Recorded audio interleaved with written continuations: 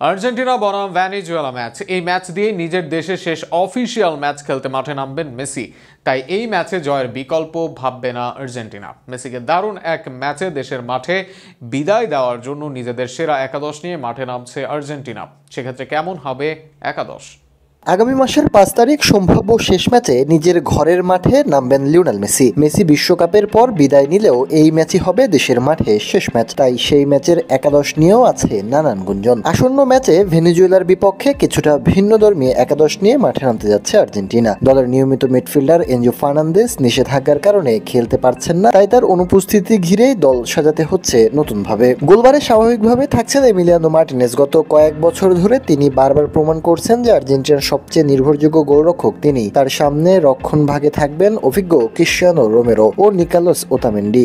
দুই প্রান্ত সামলাবেন নাহুয়েল মোরেনা এবং নিকোলাস ট্যাগলিফিকো। এই চারজনের রসায়ন দীর্ঘদিন ধরে দলকে ভরসা জুগিয়েছে। তবে মূল চ্যালেঞ্জটা আসছে মাঝমাঠে। এনজোর জায়গায় এবার একাদশে সুযোগ পাচ্ছেন থিয়াগো আলমাদা। তরুণ মিডফিল্ডার ইতিমধ্যেই সৃজনশীল খেলার ছাপ রেখেছেন। তার পাশে থাকবেন বিশ্বকাপ জয়ী মিডফিল্ডার অ্যালেক্সিস ম্যাকঅ্যালিস্টার ও লড়াকু রদ্রিগো ডি পল। এই ত্রয়ীর পারফরমেন্স অনেকটাই নির্ধারণ করবে মাঝমাঠের ভারসাম্য কেমন থাকবে। ম্যাকঅ্যালিস্টার খেলেন পরিণত ফুটবল, ডিপল বরাবরের মতোই দাপুটে, আর আলমাদার পায়ে রয়েছে সৃষ্টিশীলতার জাদু। তবে প্রয়োজনে বেঞ্চ থেকে নামতে প্রস্তুত থাকবেন অভিজ্ঞ লিয়ান্দ্রো প্যারাদেস ও জিয়াভানি লো সেলসো সহ বেশ কিছু অভিজ্ঞ বা তরুণ মিডফিল্ডার। আক্রমণ ভাগে থাকছেন মূল স্ট্রাইকার হিসাবে জুলিয়ান আলভারেজ, যিনি সাম্প্রতিক সময়ে দুর্দান্ত ফর্মে আছেন। দুই প্রান্তে থাকবেন অধিনায়ক লিওনেল মেসি ও দ্রুতগতির উইঙ্গার নিকো গঞ্জালেস। এই ত্রয়ী মেলে প্রতিপক্ষের রক্ষণে ভয় ধরাতে সক্ষম।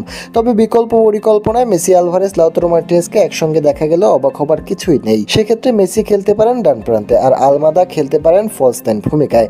আক্রমণ ভাগে আরও আছেন সিমিওনে, এজভিরি ও মাস্তান্তুনের মতো তরুণ প্রতিভারা।